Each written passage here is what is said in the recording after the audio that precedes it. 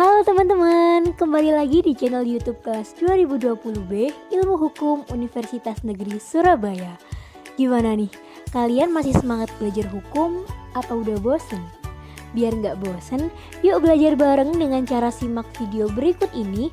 Dan jangan lupa untuk like, komen, serta subscribe channel YouTube kelas 2020B untuk mendapatkan informasi dan pengetahuan lebih banyak mengenai ilmu hukum.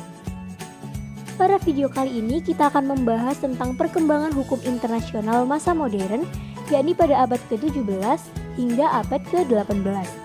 Namun kita nggak sendiri loh, kita akan ditemani oleh anggota kelompok 3 yang lain, yakni Alivia Pratiwi, Rizka Yovita, Amanda Fortuna, Priscilla Alexandra, Mauren Asley, Nairi Saada, Ayu Ratnasari, Deklara Dewanti, Sakina Rizkaya, Muhammad Yusuf, Fenty Dwi Yuliana, dan juga Anindya Ramadhani. Langsung saja pada materi yang pertama, yakni tentang Perjanjian Westphalia pada tahun 1648. Perjanjian Westphalia atau The Peace of Westphalia mengakhiri perang selama 30 tahun, yakni pada tahun 1618 sampai dengan tahun 1648 tentang persoalan keagamaan antara agama Katolik dan juga Protestan. Ditandatangani di 2 kota yang berbeda di wilayah Westphalia, yakni di kota Osnabrück pada tanggal 15 Mei tahun 1648 dan juga di kota Münster pada tanggal 24 Oktober tahun 1648. Perjanjian perdamaian Westphalia menjadi sebuah tonggak sejarah bernegara secara modern dalam konsep nation state dan menjadi permulaan bagi terjadinya suatu sistem hubungan internasional yang disebut dengan Westphalian System. Perjanjian Westphalia secara resmi mengakui kemerdekaan negara Belanda, Swiss, dan negara-negara kecil di Jerman. Perjanjian ini mengakhiri upaya untuk menegakkan Imperium Romawi Suci yang selama ini memiliki pengaruh kuat atas negara-negara di dunia, terutama di Eropa. Hubungan antara negara-negara tersebut dilepaskan dari persoalan hubungan kegerejaan dan didasarkan atas kepentingan nasional negara itu masing-masing. Kalian tahu nggak sih hasil dari perjanjian Westphalia itu apa? Hasilnya adalah pengakuan internasional, yaitu semua pihak mengakui perdamaian Augsburg tahun 1555 yang isinya adalah setiap pangeran berhak menentukan agama negaranya sendiri, yaitu Katolikisme, Luteranisme, dan juga Calvinisme. Hukum internasional mulai berkembang sejak perjanjian Westphalia muncul. Perjanjian Westphalia mencantumkan banyak aturan dan prinsip politik masyarakat negara-negara baru. Ini adalah masa awal hukum internasional modern. Sebenarnya hukum internasional itu udah ada sejak 1000 tahun yang lalu. Pada mulanya negara-negara di Eropa itu tunduk pada pemerintahan Vatikan. Karena di bawah kekuasaan gereja yang represif dan otoriter, akhirnya masyarakat merasa terjebak dalam kebodohan hingga muncullah perjanjian Westphalia yang kita bahas tadi. Perjanjian Westphalia dianggap sebagai tonggak perubahan hukum internasional dan juga sebagai penanda berakhirnya Treaty Joshua. Beberapa pendapat juga mengatakan bahwa perjanjian Westphalia dianggap sebagai lahirnya akar hukum internasional pada abad ke-18 hingga sekarang. Karena dikuasai oleh negara-negara Eropa, hukum internasional modern sejarahnya tidak akan bisa lepas dari perkembangan hukum di Eropa.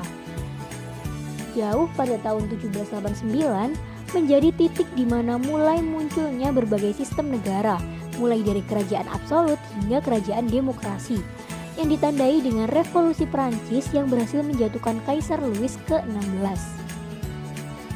Lanjut pada masa tahun antara 1899 hingga tahun 1907. Pada tahun itu adanya Konferensi Den Haag yang juga merupakan hal penting bagi perkembangan hukum internasional. Konferensi Den Haag adalah sebagian dari pernyataan-pernyataan formal tentang hukum perang dan kejahatan perang dalam hukum internasional. Konferensi Den Haag tahun 1899 membahas tentang penyelesaian damai atas sengketa internasional dan larangan penggunaan teknologi modern dalam perang. Konferensi Den Haag pada tahun 1907 membahas tentang perluasan isi Konferensi Den Haag yang pertama dan lebih berfokus pada perang laut.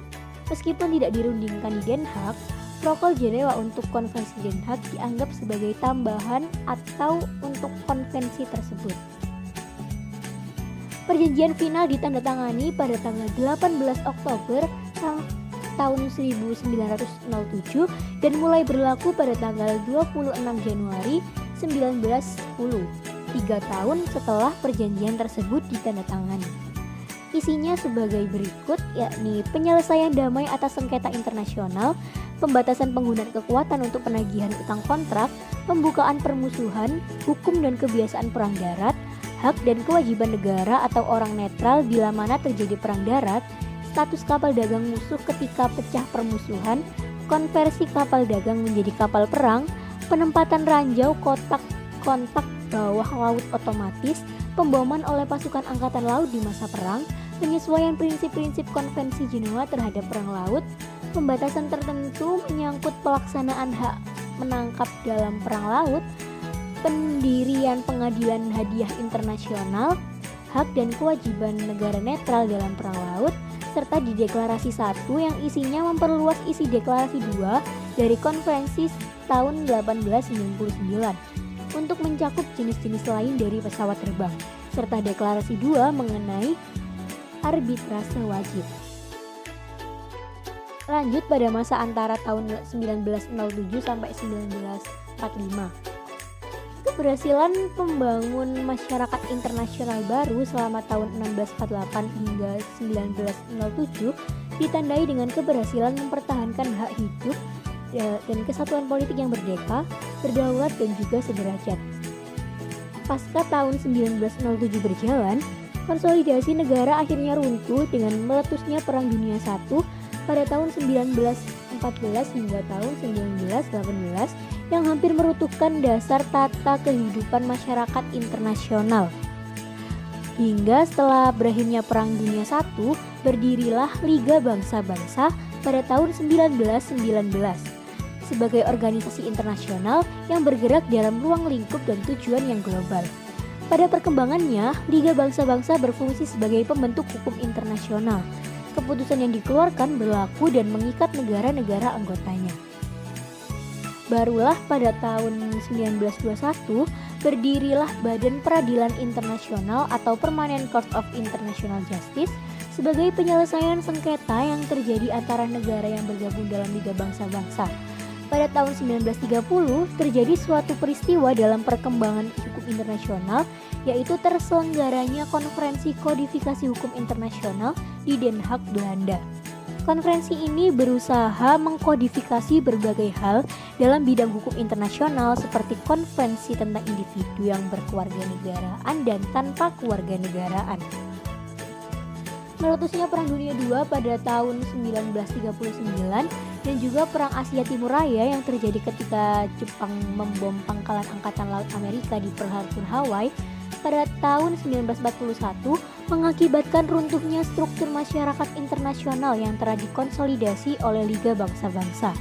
Namun, sama seperti sebelumnya, inisiatif dari berbagai negara yang kumpul dalam Perang Dunia II berakhir, maka lahirnya Perserikatan Bangsa-Bangsa pada tanggal 24 Oktober tahun 1945 yang memiliki tujuan tidak jauh berbeda dari Liga Bangsa-Bangsa, yaitu mewujudkan ketertiban, keamanan, dan juga perdamaian dunia. Lanjut pada masa setelah pasca Perang Dunia II hingga masa saat ini. Terbentuknya Perserikatan Bangsa-Bangsa sebagai hasil dari pasca Perang Dunia II berpengaruh besar dalam masyarakat internasional. Banyak kemajuan dan perkembangan yang dicapai, antara lain lahirnya negara-negara baru, kemampuan pengetahuan dan teknologi, perkembangan penghormatan atas hak asasi manusia, bertambahnya jumlah penduduk dan kebutuhan yang semakin meningkat, serta munculnya organisasi internasional non-pemerintah.